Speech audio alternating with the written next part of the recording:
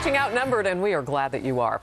You know, we've been seeing a spike in violent crime around the nation. Now we're getting some new stunning numbers in. The Associated Press reporting the Department of Homeland Security has determined that in just the past year, the Obama administration deported a record low number of illegal immigrants with criminal convictions.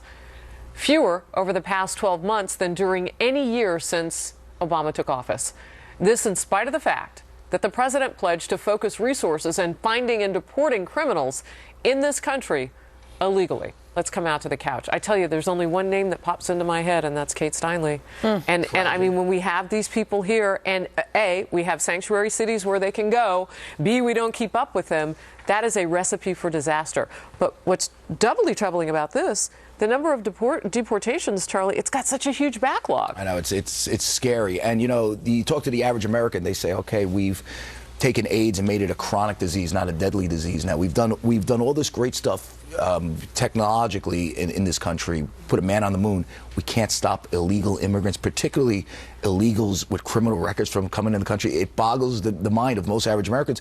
And if you want to know why Donald Trump is so appealing to so many people, he doesn't do what Jeb Bush does. Jeb Bush on this issue, and particularly this issue of immigration and illegal immigration, is so incredibly mealy-mouthed about it compared to Donald, who translates it into very simple terms that appeals to a lot of people. Because when average people see a woman like Katie Steinle, just hear about her sitting there enjoying herself and being murdered by some creep that came in the country illegally and somehow in a sanctuary city, and somehow we can't get rid of that person, that resonates with particularly with the Republican base, and I think it's even broader than that. You know, Andrea, we put people on the moon. Yeah. We've done a lot of special things.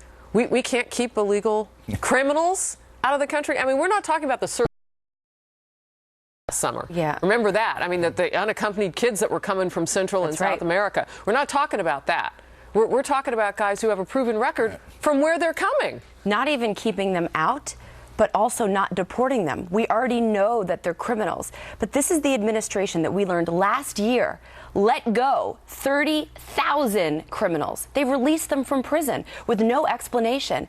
And you're getting a totally different message, Harris, out of this White House. Because when you ask them, they'll say they've deported a record number of illegals. They tout this as a bullet point of success when actually the opposite has happened. I mean, they're not deporting these criminals. And the Gang of Eight bill in the Senate, which was sponsored by some candidates running for president, as Charlie mentioned, would have actually allowed criminals to stay in this country. 3 strikes, and apparently you're not out. So it is a huge problem. But I know that Homeland Security is describing this as a different problem. This is a changing demographic on the Mexican border, that a lot of these immigrants are coming from other countries where they would then have to be flown home, and it would be a much more expensive, costly thing to do. I don't know if you looked into that a big part of the change. It would be. I don't know if it's a big part of the changing numbers, but it is a fact that it's more expensive to fly somebody from here to Honduras than it is to the Mexican border. However, the cost of life is immeasurable. Leah? But they are saying it's not just, that they're flying back. It's the actual process, the legal process that people have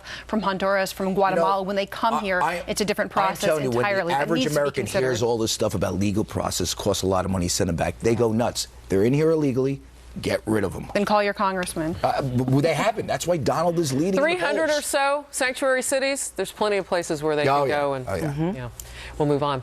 Donald Trump spending very little money on his campaign so far. Some people say it's a shocker. Well, yet still dominating the polls in some key states. That's great. Spend a little, get a lot for your cash.